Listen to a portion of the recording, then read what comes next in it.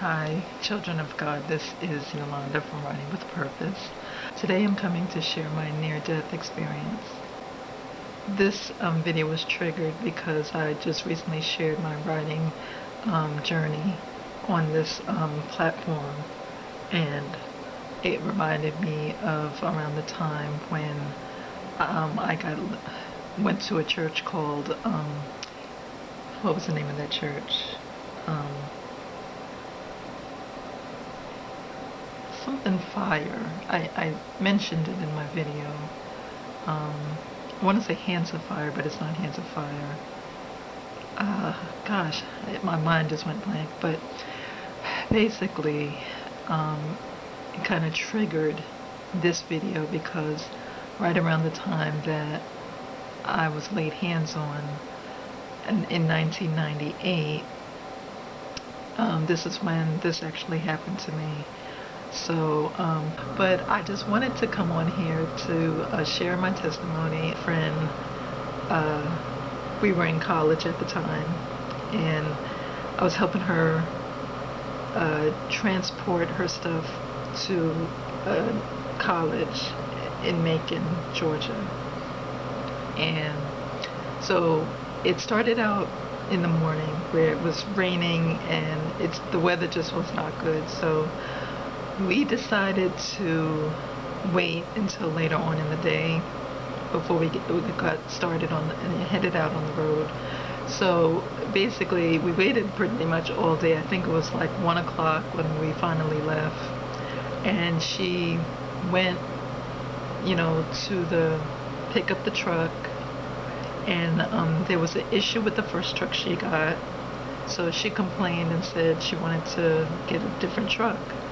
So they gave her a different truck. She saw problems with that truck, so she complained. We didn't actually leave off the site.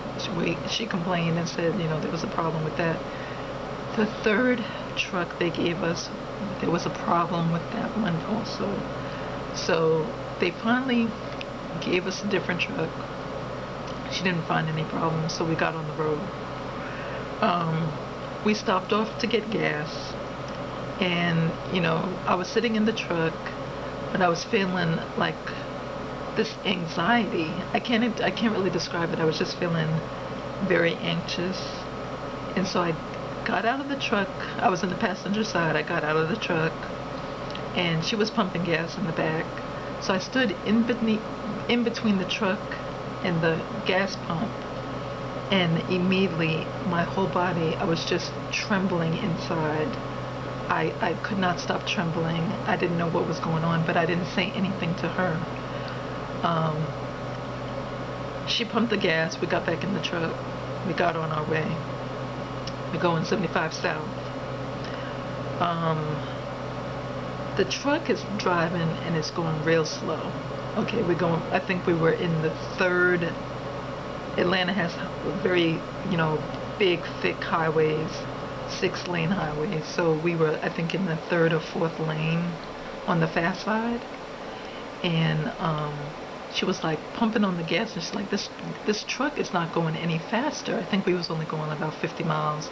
In Atlanta, people go about 75, 80 to 100 miles an hour. So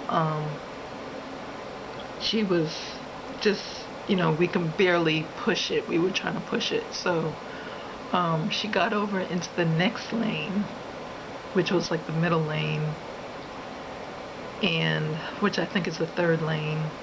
And then there was a car. We smelled smoke. We're like, what is going on? We smell smoke. And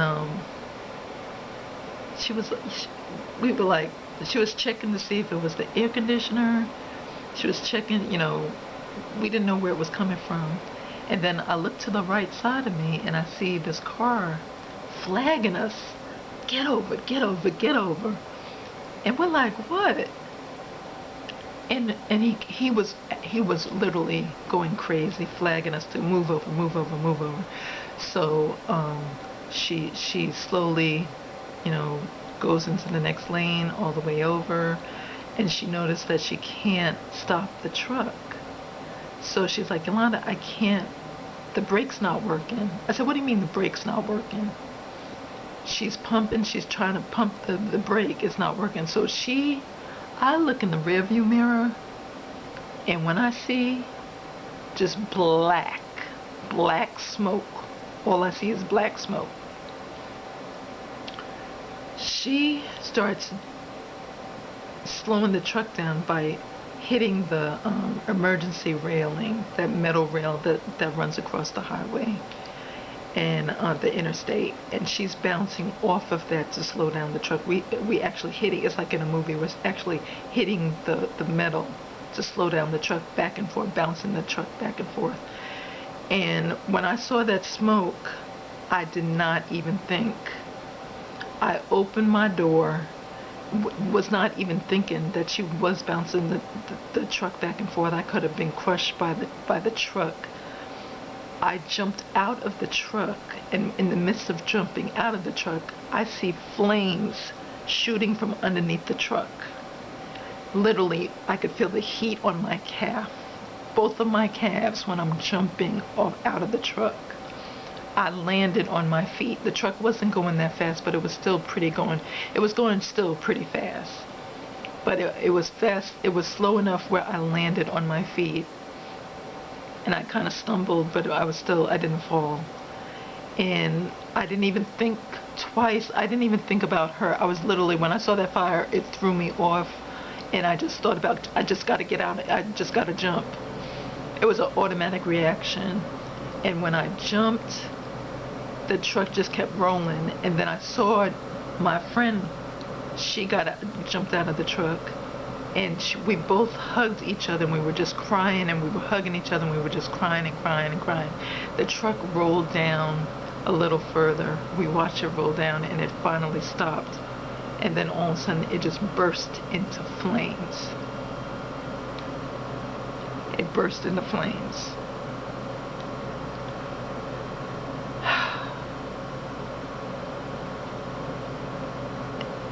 In a matter, I don't know the timing, but all I remember is getting into a car, and I believe it was the people who saved our lives of telling us to move over, to pull over, because if we didn't pull over in time, we probably would have just, it probably would have just went up in smoke, went up in fire while we were driving. When we got in the car, they didn't say much to us. There was a man that was driving. I believe it was a female, and I'm trying to think. There was not a child. For some reason, I always feel that there was a child in the car, but there wasn't a child. It was just two people, a male and a female. And they didn't say much to us. I remember the male turning around saying, "Are you okay?" And I was crying, and I said, "Yes, I'm fine. I'm okay."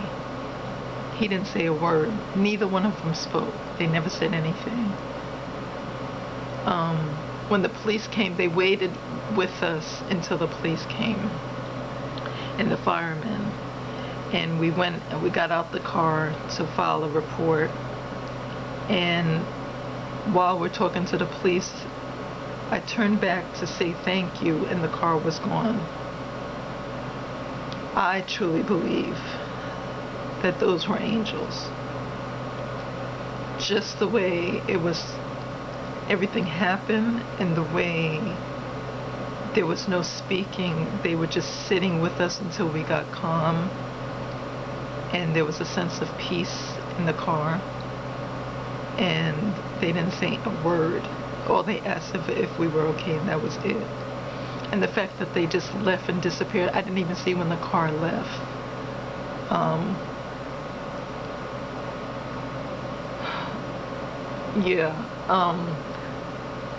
The truck, the only part of the truck that burned was the part where we were sitting.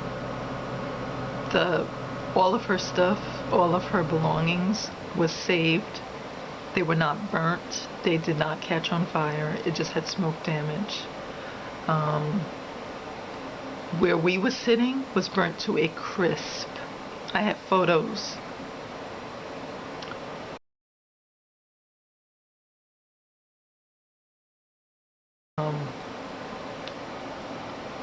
It was after that, I had to go to physical therapy. I had soft tissue damage on my back, and my friend also was suffering with, she got hit by the truck door when she jumped out, so she got hit by the door, and I guess I must have twisted stuff when I jumped out of the truck. I had soft tissue damage on my back, so I had to go to massage therapy, physical therapy, and I'm trying to think of what else. Whenever I would see a truck on the road with that brand, I literally was having panic attacks, and that happened for a whole year, where I would actually kind of shiver and could not breathe, and I would be shaking. And every time I would be driving in a car, if I saw that truck, I would literally freak out. I would literally just have these panic attacks, and I was shivering, just nerves twitching. I give all the honor and glory to the Lord Father who saved my life. That was in the early stages of me being a baby Christian and me coming to Christ. Even though I grew up in the church, this is the transitional point when this happened, because I was just in the midst of changing my life and going in a different direction, and is when this incident took place.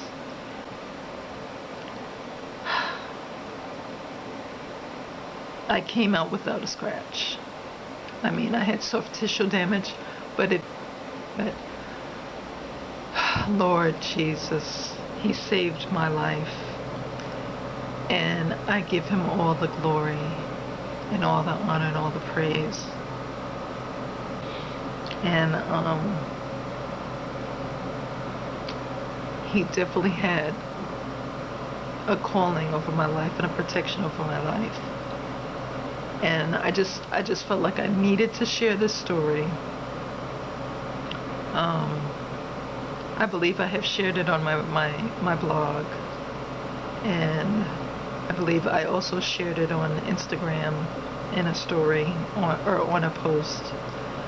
But it was August 16th, 1998. I call that my life anniversary. That's my life anniversary. So I just wanted to share this message. I see that my battery is running out.